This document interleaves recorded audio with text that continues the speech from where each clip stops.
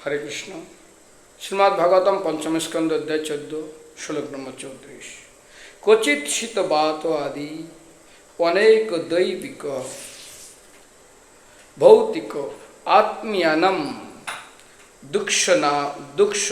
दुक्षानम प्रति निवारणे अकल्पो दुरंत विषय विषन्न अस्ते। अनुवाद। बद्धजीव प्रबल शीत, प्रचंड झड़झंझा इत्यादि बहु प्रकार दैहिक दुख कष्ट भोग करे थाके। आदि दैविक आदि भौतिक एवं आध्यात्मिक दुख भोग करते हैं। যখন সেগুলির প্রতিকার করতে অক্ষম হয় তখন তাকে নানা প্রকার দুঃখ ভোগ করতে হয়। তার জড় সুখ ভোগের বাসনা চরিতার্থ না হওয়ার ফলে সে স্বাভাবিকভাবে অত্যন্ত বিষণ্ণ হয়। খুব মন দিয়ে শুনবে, এটাই আমি আজকে ব্যাখ্যা করব। বদ্ধজীব প্রবল শীত, প্রচণ্ড ঝড়ঝঞ্ঝা ইত্যাদি বহু প্রকার দৈহিক অর্থাৎ শারীরিক দুঃখ কষ্ট ভোগ করে। তাকে আদি দৈবিক আদি ভৌতিক এবং আধ্যাত্মিক দুঃখ ভোগ করতে হয়। যখন সে সেগুলি প্রতিকার করতে অক্ষম হয় তখন তাকে নানা প্রকার দুঃখ ভোগ করতে হয়। তার জড় সুখ ভোগের বাসনা চরিতার্থ না হওয়ার ফলেই সে বিশেষভাবেই অত্যন্ত বিষণ্ণ হয়। এখানে এই শ্লোকের অনুবাদ সমাপ্ত। এখন প্রশ্ন হলো, সবাই খুব মন দিয়ে শ্রবণ করবে। দুঃখের এক এক কী কী প্রতিকার এবং কী কী আছে সেগুলো নিয়ে আমি আলোচনা করব এই শ্লোক। কারণ এই শ্লোক দেখতে প্রভুপাদ কোনো তাৎপর্য না দিলেও অত্যন্ত ইম্পর্টেন্ট হলো এই শ্লোক।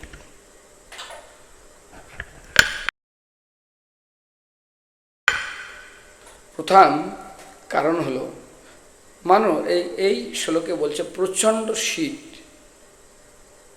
এই শীতের উদাহরণ, গরমের উদাহরণ আদি ভৌতিক।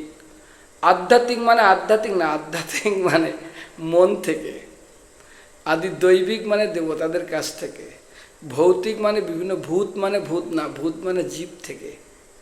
তাহলে কত রকমের দুঃখ পেতে পারি এবং তার এক একটা দৃষ্টান্ত আমি তোমাদেরকে দিব। সবাই মন দিয়ে শ্রবণ করো। প্রথমে লেখা আছে প্রচণ্ড শীত। একসময় প্রভুপাদ একটা অনুবাদ, একসময় তাৎপর্য বলছিল, যে সমস্ত দেশে সূর্য দেখা যায় না তাকে নরকের সঙ্গে তুলনা করা হয়েছে। কারণ শীত হলো জড় বস্তু, জড়িয়ে রাখে একদম পুষ্করের তমগুণের বস্তু মতন, আলস্য, উঠতে চাইবে না বিছানা থেকে। তো সেই জন্য এই যে জড় বিষয়ে আমাদের ভিতরে যে আকর্ষণ, শীত, যেখানে যত শীত, তো প্রভুপাদ বলছে সেটাকে নরকের সঙ্গে তুলনা করেছে। আমার মনে আছে আমি কোনো এক সময় একটা জায়গায় প্রচারে যাই, তো সারা রাত আমি ঘুমাতে পারছিলাম না। কারণ কয়েকটা কুকুরের বাচ্চা গেটের সামনে এত ডাকছে, উত্তরবঙ্গে এত চিল্লাচ্ছে। কেন চিল্লাচ্ছে? ঠান্ডায় কাই কাই করছে। আর ওরা কোন দিকে যাবে? তাতে প্রচণ্ড কুয়াশা আর এত ঠান্ডা পড়েছে, তো ওরা কান্না করছে ঠান্ডার প্রকোপে। ছোট ছোট বাচ্চা, ওর গায়ে কে কম্বল দেবে? সারা রাত যে কীভাবে কান্না করছিল প্রচণ্ড ঠান্ডায়, এটা বোঝা যায় যখন আমরা কেদারনাথ বদ্রীনাথে যাই। ঠান্ডা কি বস্তু!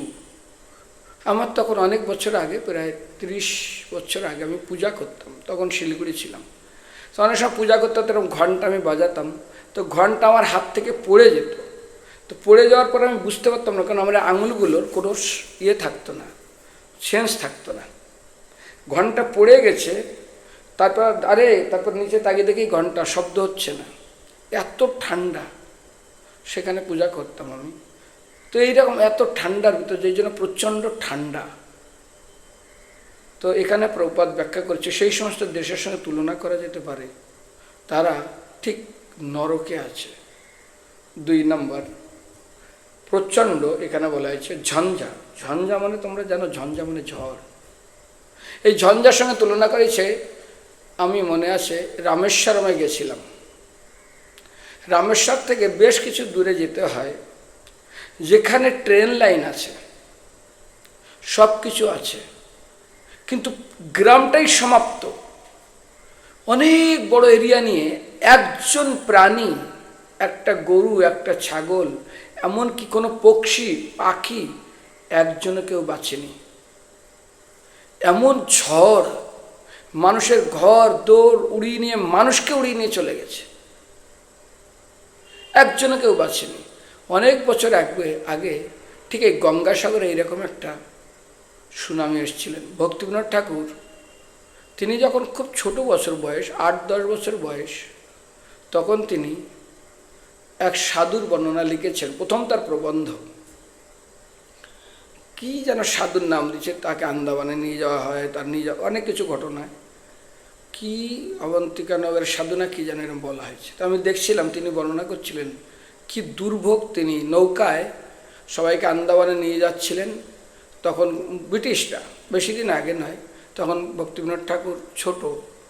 তো কিছু ব্রিটিশ লোক একজন সাধুকে, তিনি বসে হরিনাম করছিলেন, তাকে চোর মনে করে সেই নৌকায় উঠায়, এবং সেই নৌকায় জাহাজে যখন যাচ্ছিলেন এমন ঝড় আসে, কেউ বাঁচেনি, কেউ না।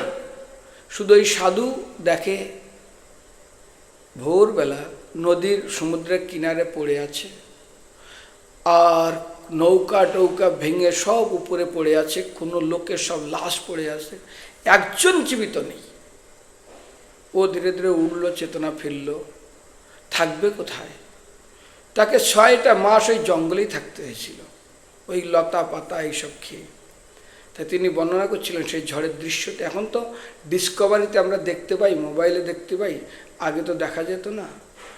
এই যে আমাদের সুনামি, আমফান, আচ্ছা বৈজ্ঞানিক তো অনেক উন্নতি করেছে, কিন্তু ওরা জানতে পারে এই দিন এই সময় এই বেগে ঝড় আসবে,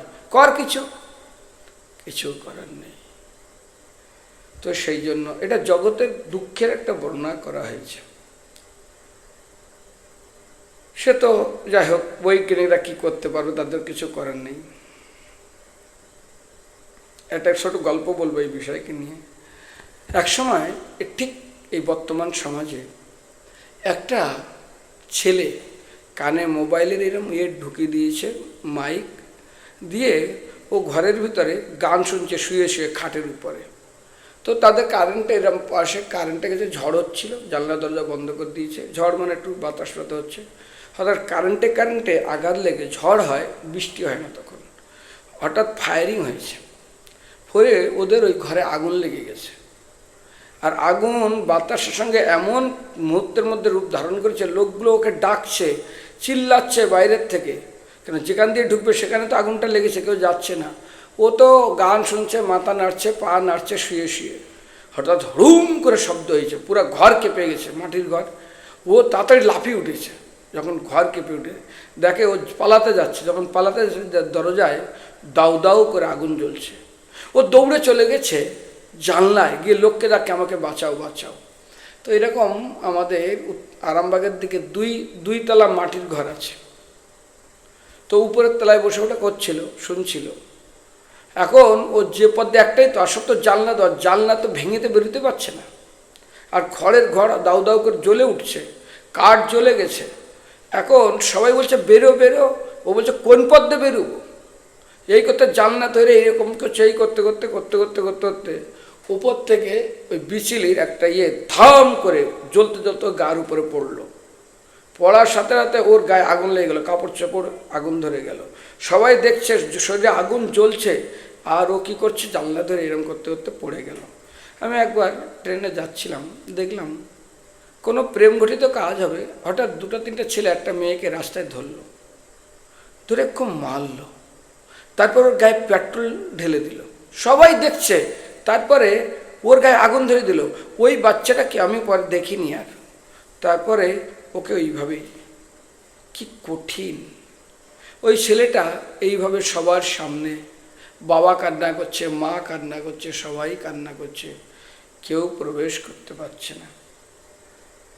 তো খুব কঠিন। এই যে আমাদের এই জড়জগতে এত দুঃখ, এত কষ্ট, এত দুঃখ, এইবারে আদি দৈবিক। এর থেকে আরেকটা সবচেয়ে বড় হলো আদি দৈবিক, মানে তোমরা জানো কি জানি না, দেবতাদের দ্বারা ঝড় ঝঞ্ঝা বসতে। যেমন চিন্তা করো এই জগতে আর আদি ভৌতিক করোনা এমন একটা রোগ আসলো, হাজারো ডাক্তার মারা গেছে, হাজারো বৈজ্ঞানিক মারা গেছে, হাজারো সাধু সন্ত থেকে শুরু করে সবার সামনে শ্বাসকষ্টে সমাপ্ত হয়ে যাচ্ছে। কোটি কোটি টাকা ব্যাংকে আছে, না খেয়ে মরেনি, চিকিৎসা অক্সিজেন নেই, দৌড়াচ্ছে টাকা নিয়ে এই প্রান্ত থেকে ওই প্রান্ত, ধীরে ধীরে মৃত্যুর কোলে। কিন্তু অন্যান্য আজকে বিশ্বে কাউকে যদি টিবি হয়ে মারা যায়, কাউকে যদি জলতঙ্ক রোগ হয়ে মারা যায়, কারোর ক্যান্সার হয়ে মারা গেলে সবাই দেখে দূর থেকে এ করে, মৃতকে স্পর্শ করতে চায় না। কিন্তু এমন একটা, তার ধারেও কেউ যেতে পারবে না, তার মুখও কেউ দেখতে পারবে না। যে স্পর্শ করবে তাওর হবে, সেও মৃত্যু মুখে যাবে। আমাদের এখানে কচিপ্রভু আছে, ওনার স্ত্রী বাড়িতে গেছে, হঠাৎ ওনার মেয়ের বাচ্চার কোভিড হয়েছে, বুড়ি হাই মাই করে চলে গেছে সেখানে গিয়ে। ওরা তো সুস্থ হয়ে গেছে, বুড়ির কোভিড হয়ে গেল, 1.5 মাস হসপিটালে পড়ে থাকলো, তারপরে এই জগৎ থেকে বিদায় নিল। পারলাম না ফেরাতে। প্রশ্ন হলো এটাই, এমন একটা জিনিস জগৎকে স্তব্ধ করেছিল, কেউ কিছু করতে পারেনি। তখন কি ঘটেছিল আমরা সবাই জানি, সবাই ভগবানের নাম, কি খ্রিস্টান, কি মুসলমান, কি ঈসাই, কি হিন্দু, সবাই হরিনাম, সবাই হরিনাম করো, আর কোনো পালাইতে পদ নাই জমাচ। ঠিক দ্রৌপদীর মতন কৃষ্ণকে ডাকো, লাস্টে আর কেউ নেই। কিন্তু প্রহ্লাদ প্রথম থেকে কৃষ্ণকে ডেকেছিল, ধ্রুব প্রথম থেকে কৃষ্ণকে ডেকেছিল। তো সেই জন্য ওই কোভিডের দৃশ্য কেউ কাউকে দেখতে পাবে না, বলতে পারবে না। একটা ছোট গল্প আছে, আমার মনে আছে। এক সময় একজন সাধু, তিনি এমন কঠোর তপস্যা করছে জঙ্গলে, ও তপস্যায় ওখানে পাথর খেয়ে গর্ত হয়ে গেছে। ভগবান তার তপস্যায় সন্তুষ্ট হয়েছে, দেখা দিতে এসছে। তুমি বর মাঙো বৎস। বলে বর? কি বর দিবেন আপনি? বলে তুমি কি বর চাও বলো, সেই বর দেব। না, আমার এই তপস্যায় দেখছেন পাথর পর্যন্ত খেয়ে গেছে। বলে আচ্ছা, সে তো ঠিক, আমি যে কোনো তপস্যা করি, আমি কঠোর তপস্যা, সেই রকম আমাকে বর দিতে হবে। তো ভগবান বলছে ঠিক আছে, সেই রকমই বর দেবো।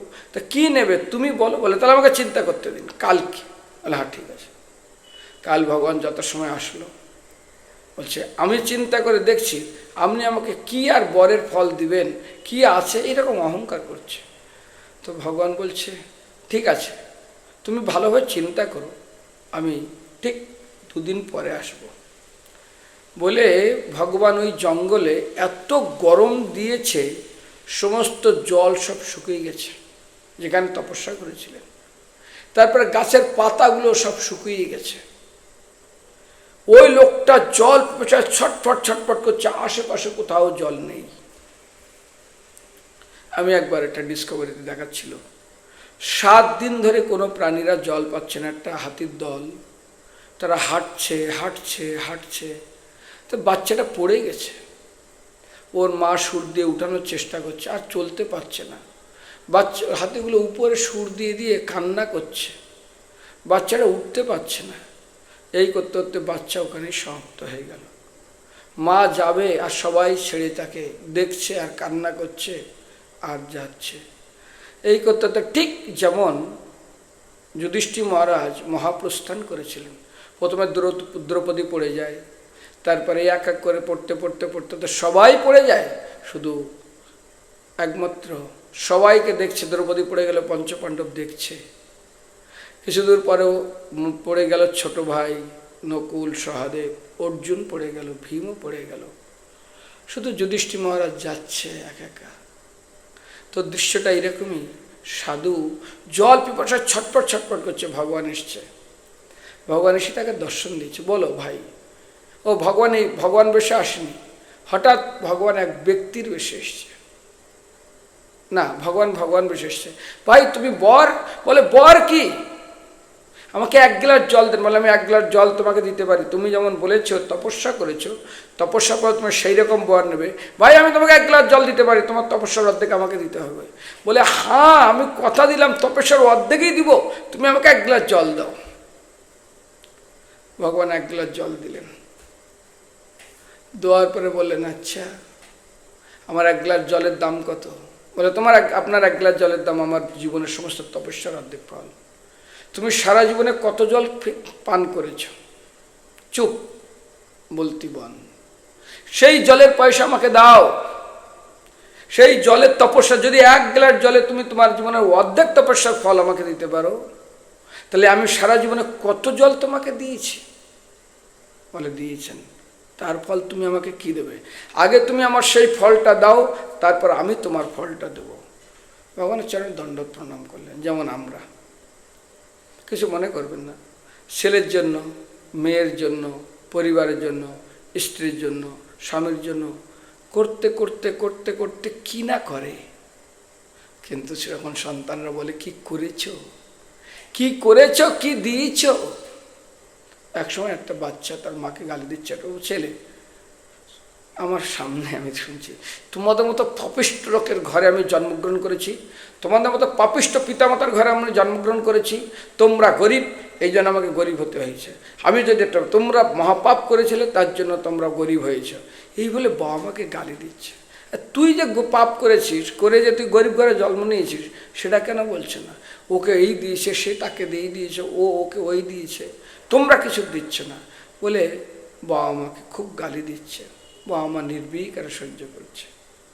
প্রশ্ন হলো এটাই, যদি আমরা এই জগতে এসেছি, আমি উদাহরণ দিয়েছিলাম মনে আছে, চিন্তা করুন কত লোক অন্ধ, কত লোক বোবা, কত লোক গোঙা, কত লোক অ্যাবনর্মাল, কত লোক পঙ্গু, কত লোক খোড়া, কত লোক স্টেশনে ঘুমায়, কত লোকের চিকিৎসার অভাবে মারা যাচ্ছে, কত লোকের পয়সা নেই, শীতের প্রকোপে কাঁপছে, কত লোকের গৃহ নেই। আমাদের কি না দিয়েছে ভগবান, কিন্তু আমাদের মুখ থেকে বাইরে কি দিয়েছে ভগবান? ওদের তো অত দিয়েছে ব্যাস। কিন্তু তোকে তো অনেক কিছু দেয়। যদি এরম যদি তোর যদি কোভিড-19 হয়, ওই ঘরে তোকে রাখবে?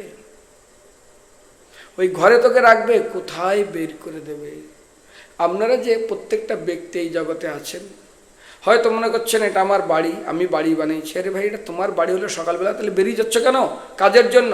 বাড়িতেই থাকো, কতটুকু সময় বাড়িতে থাকো। সেই সকালে চলে যায় আর সেই রাত্রে ঢোকে। আমি একবার জিজ্ঞাসা করছিলাম ক্যানিং লাইনে, ওরা 4টায় উঠে, মানে ওদের বাড়ি যেখানে স্টেশন থেকে ওদের বাড়ি হলো 1.5 ঘন্টা রাস্তা যেতে হয়, ওখানে চলে যায়। তো ঢুকে ওরা 9:30, 9:30, তারপর খেয়ে ঘুমায়, আবার সেই ভোরবেলা উঠে আবার আসে তারা কলকাতায় কাজ করতে। তো আমি বললাম কয়েক ঘন্টা তোমরা বাড়িতে থাকো? তো আমাকে বললো, প্রভু এই যে ঢুকলাম 9:30 আর ওদিকে 4:30, এত পরিশ্রম, আবার কোনো আশাই হয় না, স্টেশনেই ঘুমিয়ে যায়। তো তুমি যে বাড়িতে আছো, বাড়িটা কি তোমার? তুমি যদি মালিক হতো তোমাকে কেন বের করো? তুমি গাড়ি কিনেছো, তোমাকে চড়তে না দিলে কিসের গাড়ি কিনেছো? তোমার এই বাড়িটা ভাড়া, কিছুদিন তুমি থাকতে পারবে, যেমন ভাড়াটি থাকে। নির্দিষ্ট সময় হলে ভাই এবার আপনি যান, আমি টাকা দিচ্ছি, না না কন্ট্যাক্ট করা আছে তো আপনি বেরিয়ে যান, আমি অন্য লোককে ভাড়া দেবো, নইলে দখল করে নেবে। সব ভাড়া বাড়িতে আছে আমরা। এই শরীরটা কি আমার? এখান থেকেও আমাকে জবরদস্তি বের করে দেওয়া হবে। বেরোবে না মানে? আমাকে একজন হাত জড়িয়ে ধরে কান্না করছে, আমার কোনো রিলেটিভ। আমি মরতে চাই না, হসপিটালেই আছে, আমি মরতে চাই না, আমি এদের ছেড়ে যেতে চাই না, আমি আমার নাতি ছেড়ে যেতে চাই না, আমি এদের কাছে থাকতে চাই, আমি মরবো না, তুমি ভগবানের কাছে প্রার্থনা করো আমি যেন না মরি, আমি মরতে চাই না। ডাক্তার বলছে শেষ, ক্যান্সার রোগী বাঁচবে না, নিয়ে যান। বাবা ছেলে খুব ভক্ত, মায়ের রেখে দিয়েছে, ভক্ত হয়েও আমাকে জড়িয়ে ধরে এইভাবে কান্না করছে, আমি মরবো না, আমি যেন না মরি, তুমি ভগবানকে বলো আমি এদের ছেড়ে যাব না, আমি আমার নাতিকে ছেড়ে যাব না, এইসব বলছে। আমি তো এখানে কী বুঝাবো আর হরিকথা তাকে? ঠিক তদ্রূপ আজ একটু তপস্যার ফলে, এত তপস্যা, 1 গ্লাস জলের ফলে পুরা অর্ধেক জীবনের তপস্যা দিয়ে দেয়। কিন্তু আমরাও ঠিক তদ্রূপ আত্মীয় স্বজন, বন্ধু বান্ধব, ছেলে মেয়ে সবার জন্য করি। করার পর তাদের কাছ থেকে যখন আমরা এমন কষ্ট পাই, ঘর থেকে বাবা আমাকে ঘর থেকে বের করে দেয়। কয়েকদিন আগে ঘটনা ঘটেছে আমাদের এখানে, খুব ধনী ছেলে মেয়ের নামে লিখে দিয়ে বের করে দিল। কান্না করছে হা হা করে। যে ভাই মিলে হা হা করে কান্না করছেন, কি আর বুঝাবো, তার স্ত্রী ঘর থেকে দুঃখে বেরিয়ে গেছে। প্রভু আমাকে বারবার ফোন করেছে, দেখুন না আমার স্ত্রীকে, কেউ ফোন উঠাচ্ছে না। তারপর আমি ফোন করে বললাম, তুমি একা মরবে না, সবাইকে নিয়ে মারবে। এই বিরুদ্ধ মানুষটা বিছানায় পড়ে আছে, ভক্তগুলো তোমার জন্য কান্না করছে, যাও না।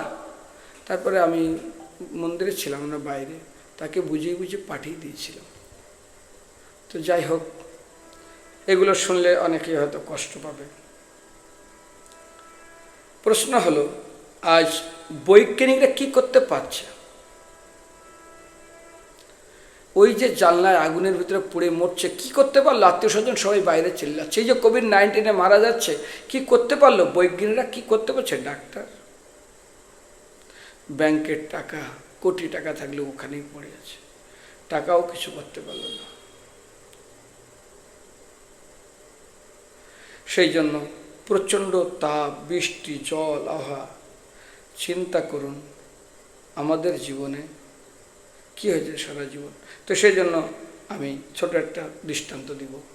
আদি ভৌতিক, আদি দৈবিক এবং আদি আত্মিক, এই তিনটার থেকে দৃষ্টান্ত আমি নিয়ে দেবো, মন দিয়ে শ্রবণ করবেন। এই জগতে সবচেয়ে বড় কষ্ট কারা দেয়? ভৌতিক মানে ভূত, ভূত মানে ভূত না, ভূত মানে জীব। আর সবচেয়ে নিজের লোক। বৃষ্টি হলে, ঝড় হলে ঠিক আছে, বড় বড় ঘরে গেলাম, বড় বড় রোগ হলে চলে গেলাম, চিকিৎসা করে হবে। কিন্তু চিন্তা করুন তো, কইকেয়ী যে রাজা দশরথের এত প্রিয়, এমন কিছু চাইল রাজা দশরথের কাছে, যাচ্ছে স্বামী মৃত্যু মুখে যাচ্ছে, ফিরাতে পারল, মোর স্বামীর মৃত্যু গ্রহণ কর, দেখলো, কিন্তু তার জেদ ছাড়ল না। সেজন্য চাণক্য বলেছে, এই জগতের সবচেয়ে দুঃখদায়ী প্রাণী কে? আদি ভৌতিক, আদি দৈবিক, আদি আত্মিক না। বলে কে? বলে মানুষ। সর্প কুড়ো খরত কুড়ো সর্পত কুড়ো তর খলো মৌষধি বসং সর্প খালো কেন নির্বসতে। হ্যাঁ, যদি মশায় কামড়ায় ডেঙ্গু হবে, মরে যাবে, কিন্তু চিকিৎসায় সবাই এখন বেঁচে যায় প্রায়। যদি ম্যালেরিয়া হয়, মশায় কামড়ালে ম্যালেরিয়া হবে, সেটা চিকিৎসা করে ঠিক করা যাচ্ছে। যদি কুকুরে কামড়ায়, জলতঙ্ক রোগ, সেটাও চিকিৎসা করে ঠিক করা যাচ্ছে। যদি সাপে কামড়ায়, সেটাও চিকিৎসা করে ঠিক করা যাচ্ছে বিভিন্ন জীব থেকে। কিন্তু মানুষ একটা জীব, এমনভাবে হৃদয়কে এবং মনকে কামড়ায়।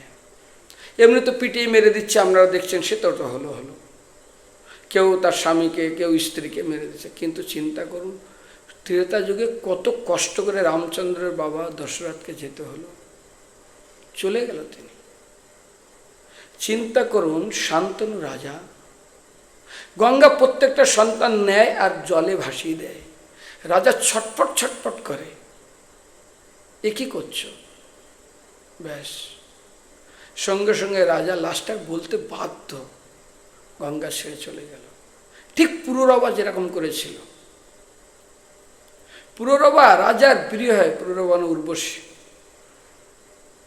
আজ এই পুরুরবা রাজার কাছে এসছেন, এবং রাজার কাছে আসার পরে দেখুন কিভাবে চলে গেল। আর তখন রাজা উন্মাদ পাগল হয়ে গেল, আমরা দেখছি। শুধু তাই না, আমরা চিন্তা করুন, হিরণ্যকশ্যপু কতটা কষ্ট দিয়েছে প্রহ্লাদকে। মীরাবাইয়ের স্বামী রানা বিষ পর্যন্ত দিয়ে দিয়েছে, খেয়েও সবার সামনে, খেয়ে মর, মৃত্যু, তোমাকে মরতে হবে আমাদের সামনে। কত কঠোর রে ভাই মানুষ, এত নির্দয়। প্রহ্লাদ মহারাজ, ধ্রুব মহারাজ 5 বছরের বাচ্চা, কোল থেকে টেনে নামিয়ে দিল। রাজা চুপচাপ, কিছু বলতে পারছে না। এত নিষ্ঠুর। জঙ্গলে চলে গেছে, মা হা হা করে কান্না করছে, আমার সন্তান। এত হৃদয় কঠোর। এদের শুধু ওনার দৃষ্টান্ত দিতে হবে না, আমরা দেখি এই জগতে মীরাবাই না, কইকেয়ী না, আরও স্বয়ং স্বামী তাকে শর্মিষ্ঠা আর দেবযানী, নিজের স্ত্রী, তাকে সন্তান দিয়েছে। বাবাকে বলে, শুক্রাচার্যকে বলে দেবযানী অভিশাপ দিল, তুমি চিরবৃদ্ধ হয়ে যাও। এখনকার দিনে যেটা হয়, বিবাহ করে, প্রেম করে, এমন জেল খাটাবো বাবাকে, স্বামী মানে স্বামীকে তো জেল খাটায় ডিভোর্স কেস দিয়ে, শ্বশুরকে খাটায়, শাশুড়িকে খাটায়, সবাই জেলে খেটে মানে সমাপ্ত তাদের জীবন। কি লাইফ এদের! দেখে নেব, আরে ভাই 7 পাকে বিয়ে করে, অগ্নিসাক্ষী করে, গুরুজনদের আশীর্বাদ, ধাত্রী সাক্ষী, অগ্নিসাক্ষী, দেবতার সাক্ষী, 7 দেবতা, এত কিছু করার পরেও তোমাকে দেখে নেব, শেষ। এত নিষ্ঠুর! বলেছিলাম না, পৃথিবীতে 2 রকম প্রাণী আছে, একটা বিড়াল, একটা সাপ। সাপ ক্ষুধার্ত থাকলে ডিম খায় না, ডিম থেকে বাচ্চা ফুটলে বাচ্চাকে খেয়ে নেয়, খুব ক্ষুধায়। আর বিড়াল তার বাচ্চাকে খায়, কিন্তু গর্বে মারে না তার সন্তানকে। সবচেয়ে কঠোর, নির্মম, নির্দয় প্রাণী বর্তমান যারা গর্বে তাদের সন্তানকে মেরে দেয়। এত নির্দয়, এত নিষ্ঠুর এরা, ভগবান জানে। সেই জন্য আমরা দেখছি, বিশেষ করে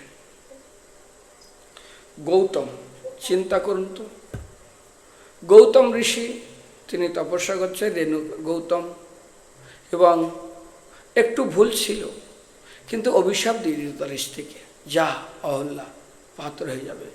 আরে রেণুকা, পরশুরামের মা, যমদগ্নির স্ত্রী, এত দেরি হলো কেন? ধ্যান করে দেখছে তিনি, দেবতারা তারা জলে কেলি করছিল, দেখছিল, বলে কেটে ফেলো। আরে কেটে ফেলবো মাকে? তাকে মৃত্যুর দণ্ড, সন্তানকে দিয়ে মাকে কাটা। কিন্তু করলেন পরশুরাম ভগবান, আবার তার প্রাণদানও দিলেন। কিন্তু এইরকম জেদ, এইরকম নিষ্ঠুর, এত জেদ কেন? চিন্তা করুন। ভীষ্মদেব তার ভাইয়ের জন্য, বিচিত্রবীর্য এবং মানে ধৃতরাষ্ট্রের বড় ভাই যারা ছিল, পাণ্ডুর বড় ভাই, অর্থাৎ সত্যবতীর 2 কন্যা, 2 সন্তান, তাদের জন্য অম্বিকাকে নিয়ে এসছে। অম্বা মরে গিয়ে শ্রীকণ্ডলে জেদ ছাড়ল না, এত জেদ। ঠিক কইকেই যেমন জেদ ছাড়ল না।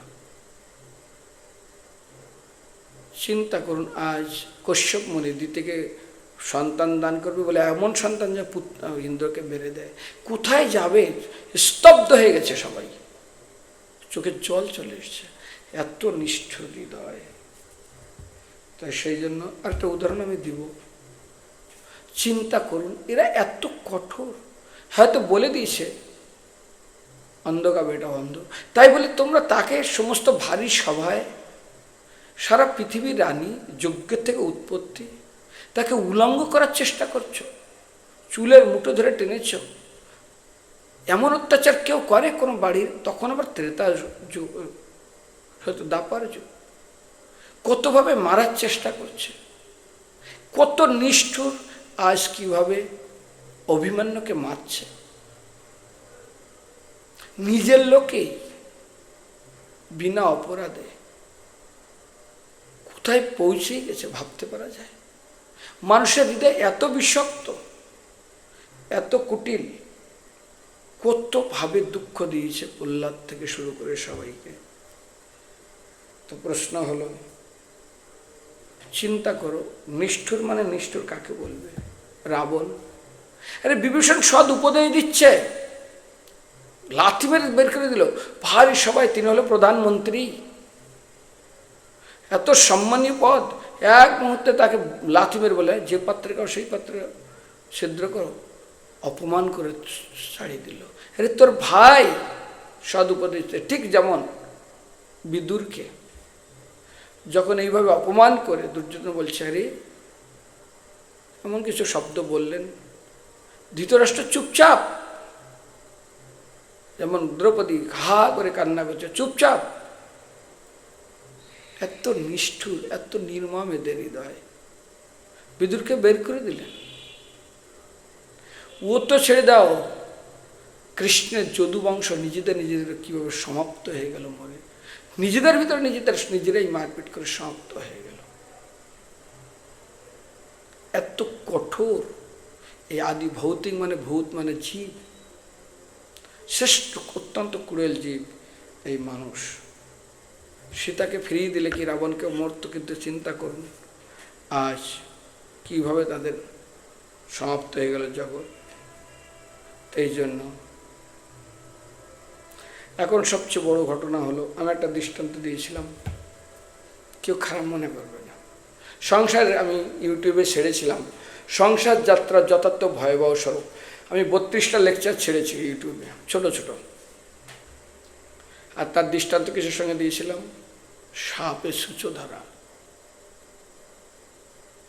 সাপ যখন কোনো সূচকে বুঝতে পারে না এটা সাপ, যদি মনে করে এটা সূচো, সাপ জীবনেও যাবে না তার পাশে। কিন্তু সাপ বুঝতে পারেন, গিয়ে পার ইঁদুর মনে করে কে রন্ধ করে তো ক্ষুধার্ত, মুখ দিয়ে, আর যেই মুখ দিয়ে ধরেছে দেখে ছুঁচো। সাপ মুখে ধরে ভয়ে কাঁপছে পুরা শরীর। তো একজন বলছে, তুমি কাঁপছো কেন? তোমার খাবার পেয়ে? বলে, খাবার নয়, এটা আমার মৃত্যু। বলে, কি? এই সূচকে যদি আমি খেয়ে নিই তাহলে আমি মরে যাব, আর আমি যদি এখন ছেড়ে দিই আমি অন্ধ হয়ে যাব। আর আমি একটা প্রাণী, অন্ধ হয়ে গেলে আগেই লোকে আমার মাথায় আঘাত করে। সাপের সবচেয়ে বড় শত্রু হল নিজের মাথা। আর আমি যদি হা করে থাকি কোনো প্রাণী আমার কাছে আসবে না, আমাকে শুকিয়ে শুকিয়ে মরতে হবে, না খেয়ে খেয়ে খেয়ে, না খেয়ে। কেন? আমার মুখে তো কেউ লাফিয়ে পড়বে না, আর আমি তো কোনো কিছু চিনতে পারবো না।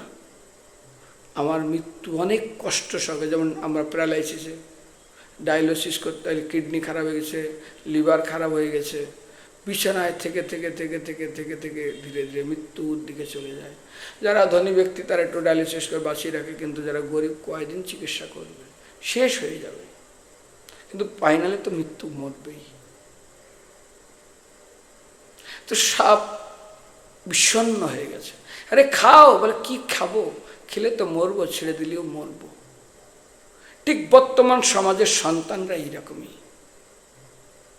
এরা ঠিক সূচোর মতন, আর বাবা মা ঠিক সাপের মতন। আর আমার একজন ভক্ত বলেছিল, তিনি একবার সিনেমা দেখেছিলেন।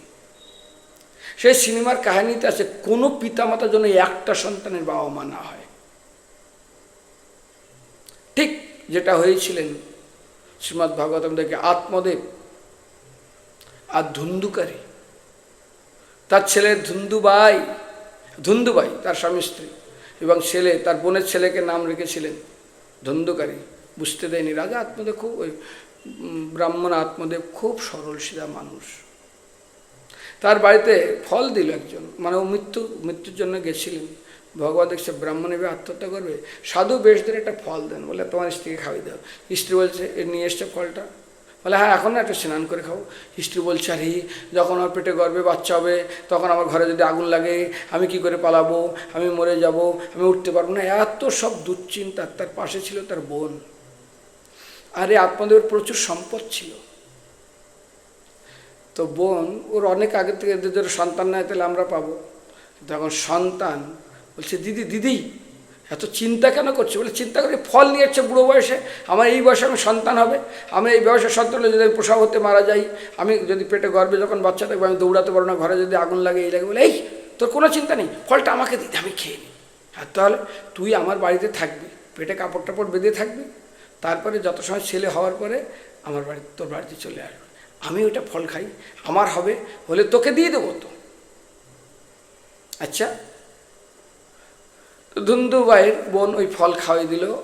ওই ধুন্ধুবাই ফল না, বলছে ওই ফলটা তুই গাভীকে খাওয়াই দে, আর আমার গর্ভে বাচ্চা আছে, আমার বাচ্চাকে তোকে দিয়ে দেবো। আচ্ছা, তোর বাচ্চা আমাকে দিই? বলে, হ্যাঁ, আর এই ফল গাভীকে খাওয়াই দে। গাভী খাওয়াই দিয়েছে, গাভীর পেটে বাচ্চা এসছে, গোকর্ণ। শুধু কানটা হলো গরুর মতো, আর পুরা শরীর মানুষের কান, বলে গোকর্ণ। এদিকে গাভীর বাচ্চা হয়েছে, এদিকে ধুন্ধুবাইয়ের বাচ্চা হয়েছে আত্মদেবের স্ত্রী। তখন স্তনে দুধ নেই। আরে দুধ নেই সবার থাকে না, বুড়ো বয়সে কোথাও, মানে পুরো ড্রামা। আর এই ধুন্ধুবাইয়ের ছেলে, তার নাম হলো ধুন্ধুকারী, মহাকালো পাপাত্মনা পাপসম্ভব। এমন পিটায়, এমন মারে, এমন দুঃখ দেয়। বাবা একদিন কষ্ট করে সহ্য না করতে আবার বনে চলে গেছে। কারণ আত্মহত্যা করবে না, আত্মহত্যা করলে খুব কষ্ট, আত্মহত্যা করতে নেই। এই জন্য বলেছে আমি জঙ্গলে যাই, কোনো প্রাণী আমাকে খেয়ে নি। যে সন্তান নেই বলে তিনি জঙ্গলে যাচ্ছিলেন দুঃখে, আর সন্তানের দুঃখে তিনি আবার জঙ্গলে আমাকে খেয়ে ফেল। আর এদিকে ধুন্দুভাই কুয়োর ভিতরে পড়ে মারা যায়, আত্মহত্যা করে ছেলের অত্যাচারে। চিন্তা করুন তো। এই জন্য এখনকার সন্তান তো না সন্ত্রাস। এই জগতে সবচেয়ে বড় কষ্ট যদি দেয় সন্তানরাই দেয়। আর দোষ সন্তানদের না, বাবা মারও আছে। আমি দুদিন আগে একটা প্রবচনে গেছি, তো একজন স্বামী স্ত্রী এসছে, তো একটাই মেয়ে। তো আমার সঙ্গে তাদের বিবাহের কথা বলতে বলতে আমি কিছু বললাম। একটা সন্তানের বাবা মা হওয়া কী প্রসঙ্গে বললাম, অতটা না, খুব কষ্ট। সঙ্গে সঙ্গে দেখি স্বামী স্ত্রী দুজনের চোখে জল। আমি বলছি তুমি কান্না করছো কেন? প্রভু, একটা সন্তানের বাবা মা হওয়া মানে ঠিক সাপে সূচো ধরা। সূচো ধরে মুখে নিয়ে চিন্তা করছে ছেড়ে দেবো, মৃত্যু। ছেড়ে দিলে অন্ধ, খেলে মৃত্যু। এমন অত্যাচার করে, এমন ডিমান্ড করে, প্রভু দিতে পারি না।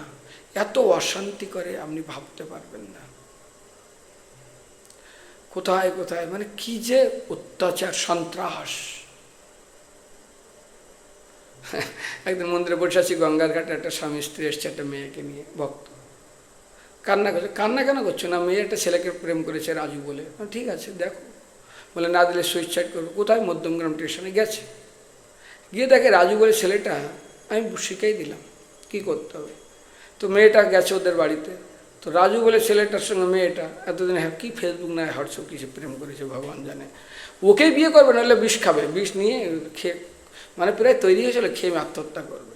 বাবা মা নিয়ে এসছে। আমি যাও না, যাও। বলে কমসে কম চোখের সামনে তো থাক না। বলে আর গিয়েছে। ছেলেটা স্টেশনে এসছে, ওর বাবা মাকে বলে তোমরা গা ঢাকা দেবে। মেয়েটা বলছি তুই কিন্তু দেখ তুই কোন বাড়ি যাবি, এরা কেমন আগে দেখে নে। ওকে বুঝালাম, দোষ ও কোনো দোষ দেখলাম, দোষ বললাম না, না ঠিক আছে হতে পারে, তাকে উৎসাহ দিলাম দেখ। তারপর ছেলেটা ওই মেয়েটার হাতটা ধরে নিয়ে ধীরে ধীরে যাচ্ছে স্টেশনের ঠিক ঝোপড়িপট্টির পাশে। দেখে বিশাল বড় এক দাড়ি, রমজান মাসে ওই মুখে ব্রাশ কি বলে দাঁতন করছে। আব্বাজান, হ্যাঁ এটা কে? আব্বাজান। মেয়ে মুখে দিতে এই বড় দাড়ি, ঝোপড়ি পিটে ধর। এবার মেয়েটার হাতটা ধরে চলো ঘরে চলো। তো বলছে এটা কে? তখন ওই আব্বাজান, আরে রাজু কাকে নিয়ে আসছিস? এ আব্বা কাকে নিয়ে আসছিস? রিত তুমি মুসলমান? এটা তোমাদের বাড়ি? বলে মেয়েটা সঙ্গে সঙ্গে হাতটা ধরে ধরে টেনে নিয়ে যাচ্ছে, মেয়েটার মুখ চেপে ধরেছে। তো এটা দিনের বেলায়, তো ঠিক আমি 2টার দিকে বেলা। তো আশেপাশে আর লোক ছিল, আর দিনটা ছিল সানডে। তো মেয়েটা ছটফট করছে, চিল্লাচ্ছে। তাড়াতাড়ি 2-4 জন এসছে। কী ব্যাপার কী ব্যাপার? ওর বাবা মা দূর থেকে, স্টেশন থেকে একটু দূরে। তো ওর বাবা মা ধীরে ধীরে এগিয়ে আসছে, আর ও ফোনও করতে দিচ্ছে না, ফোনটা নিয়ে নিয়েছে। মাকে ফোন করবে।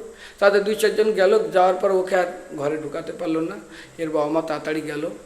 যাওয়ার পরে মেয়েটা নিয়ে আসলো। এটা আমি বললাম ওকে রেখে আসলো না কেন? মেয়েটা কান্না করছে। আমি আর এই কাজ করবো না, আমার ভুল হয়ে গেছে। আমি বলি যে একটু পরে যে তুমি সুইসাইড করতে যে, সেই ভুলটা কে দেখতো?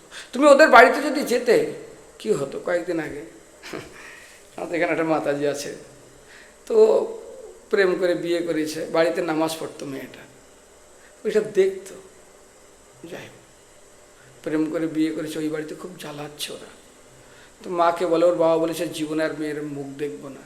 তো মা তো ভাগ্যকে সম্পর্ক রাখে, বাচ্চা হয়েছে, এত কষ্ট দেয়। দেখা হয়, বোরকা মুড়ি দিয়ে থাকে, কিন্তু মাও ফোন বন্ধ করে দিয়েছে। আমি বলি দেখো তোমার স্বামী জবানে করছে, তো দেখি কি কষ্ট, কিভাবে মানুষ এ করে।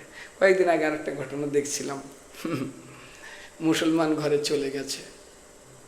তারপরে জিজ্ঞাসা করেছি আমি, কিভাবে কি করো, কি হয়? কোনো রাস্তা নেই মৃত্যু ছাড়া। এখন কি করবে বাবা মা প্রত্যেকটা বাড়িতে, আর দোষ বাবা মার। এ জীব, এরা একটা জীব।